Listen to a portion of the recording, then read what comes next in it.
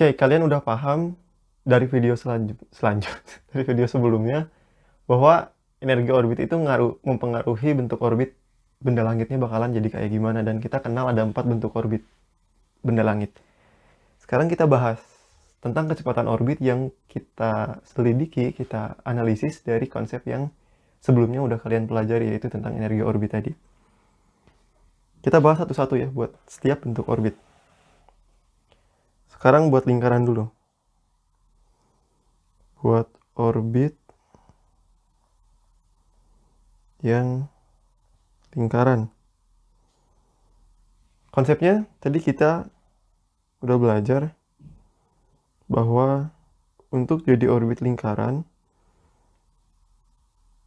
energi total orbitnya itu harus sama dengan min GMM per 2R, dimana sistem ini tuh terdiri dari dua benda, yang satu masanya M kapital, yang satu masanya M kecil, terpisah, pusat mereka terpisah sejauh R. Dan di pembahasan ini kita akan selalu mengasumsikan bahwa massa salah satu benda jauh lebih besar daripada massa temennya. Dari asumsi ini kita bakalan bisa mengasumsikan lagi bahwa yang gerak tuh cuma benda yang massanya kecil doang. Yang ini bisa dianggap diam. Jadi energi kinetiknya kita cuma perhitungkan nanti dari sini doang. Oke? Itu asumsi. Dan nanti soal-soal olimpiade juga banyak yang bisa pakai asumsi ini. Buat orbit lingkaran, oke, balik lagi ke sini. Energi total orbitnya harus segitu. Padahal kita tahu bahwa energi total orbit juga sama dengan energi kinetik tambah energi potensial gravitasi. Berarti kalau kita urai, ini sama dengan setengah mv kuadrat. Masanya si benda yang ini, dia akan gerak ya. Gerak dengan orbit lingkaran, kayak gitu. Terus ditambah min GMM per R. Ini sama dengan suatu konstanta yang sama dengan min GMM per 2R. Berarti kita punya sekarang, ini M yang kecilnya bisa dicoret ya, karena dia ada di semua suku. Jadi kita punya setengah M, salah. Kita punya setengah V kuadrat min. Plus kali min jadi minus ya.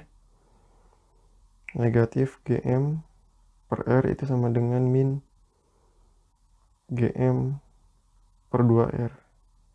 Nah, kita kumpulin suku-suku yang mirip. Yang ini kita pindah ruas ke sana karena mereka mirip. Jadi kita punya setengah V kuadrat sama dengan, ini yang asalnya negatif pindah ruas jadi positif, GM per R min GM per 2R. Yang ini kan boleh kalian tulis juga jadi setengah GM per R gitu ya, biar kelihatan miripnya. Ini satu, ini setengah, satu min setengah, sisanya tinggal setengah doang. Jadi kita punya setengah V kuadrat sama dengan setengah positif GM per R. Setengahnya coret. Dan kita dapat apa? Kecepatan untuk orbit lingkaran. V itu harus sama dengan, nggak harus kayak gini. Kalau orbitnya mau lingkaran, akar dari GM per R. Dan rumus ini disebut sebagai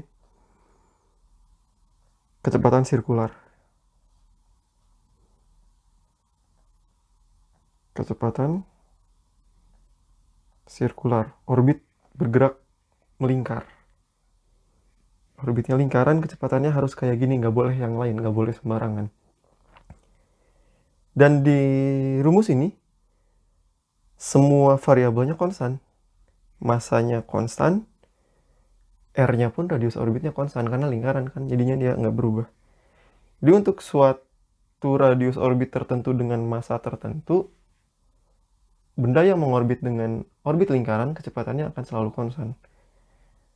Jadi kalau kita punya misal ini bumi misalnya ya, massa bumi kan nilainya suatu nilai tertentu ya.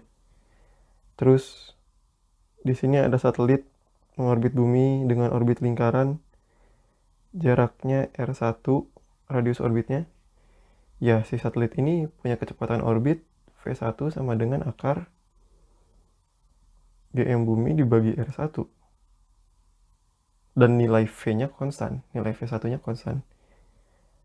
Kalau kita punya satelit lain yang orbit dalam bentuk lingkaran juga dengan radius orbit R2, ya kecepatan orbit dia V2 akar GM bumi dibagi R2 yang nilainya konstan juga sepanjang dia mengorbit.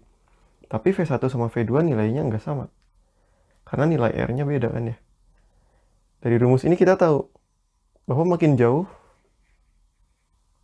benda keduanya, makin besar radius orbitnya, kecepatan sirkularnya juga makin kecil. Kan dari rumus ini kita tahu bahwa V sirkular, jelek banget, V sirkular itu sebanding dengan 1 per akar R. Jadi makin besar R, V-nya makin kecil. Itu untuk orbit lingkaran. Sekarang kita ke orbit yang elips.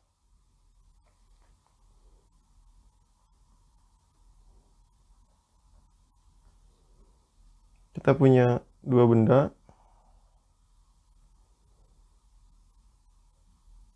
Benda yang lebih kecil ceritanya mengorbit benda yang lebih besar. Tetap pakai asumsi yang tadi, yaitu massa salah satu benda jauh lebih besar daripada massa benda yang satunya lagi. Sehingga kita anggap aja yang massanya besar itu diam. Yang bergerak cuma yang ini. Dengan suatu kecepatan tertentu yang bakalan kita cari tahu nilainya kayak gimana, rumusnya kayak gimana. Kita udah belajar bahwa untuk orbit elips nilai kecepatan orbitnya itu salah. Nilai energi total orbitnya itu harus min GMM per 2A. Dan kita urai lagi kayak tadi, energi orbit itu sama dengan energi kinetik ditambah energi potensial gravitasi. Jadi ini setengah mv kuadrat dikurangi, langsung aja lah ya, negatif GMM per R. Dan ini harus sama dengan, ini per R ya, sesuai dengan keadaannya. R itu jarak di keadaan tertentu, jarak antar pusat. Jadi kalau bendanya lagi di situ, ya R-nya segitu. Kalau bendanya lagi di sana, R-nya segitu. Jadi R berubah-ubah. Karena R-nya berubah-ubah, maka si energi potensial gravitasi juga berubah nilainya. Padahal energi total orbitnya harus konstan sebesar negatif GMM per 2A. Karena ini harus konstan, padahal si ini berubah, ya mau gak mau, energi kinetik ini juga berubah, menyesuaikan. Karena si ininya harus konstan, nggak bisa berubah kalau nggak ada perubahan energi dari luar atau keluar sistem. Lagi-lagi kita bisa coret M-nya di sini karena ada di semua suku. Jadi kita punya setengah V kuadrat min GM per R sama dengan min GM per 2A. Di suku yang ini, yang kinetik, variabelnya tinggal V doang. Makanya di orbit elips itu V-nya berubah-ubah. Kayak yang waktu itu kita pernah tinjau di hukum 2 Kepler. Tapi waktu itu kita tinjau pakai, apa namanya, lupa. Momentum sudut. Nah, ini tinjauan pakai energinya dan hasilnya sama. Nanti kita dapat V-nya bakalan besar ketika dia dekat dan V-nya bakalan kecil ketika dia jauh. Oke. Kita pindah ruaskan lagi ini ke sana karena mereka mirip. Kita punya setengah V kuadrat sama dengan, jadi positif dia ya, Gm per R min Gm per 2A.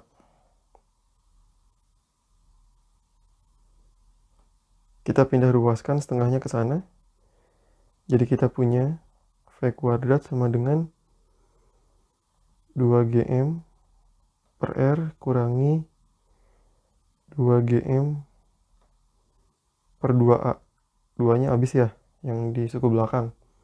Nah, sebetulnya ini udah jadi. Kita punya V kuadrat.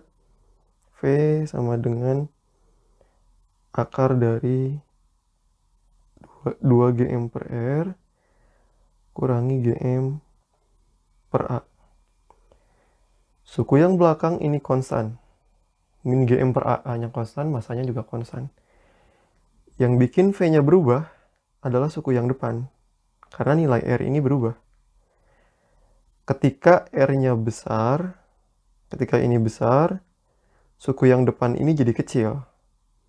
Kalau suku yang depan ini jadi kecil, maka V-nya juga jadi kecil. Sama persis kayak yang hukum 2 Kepler. Kalau lagi jauh, V-nya kecil.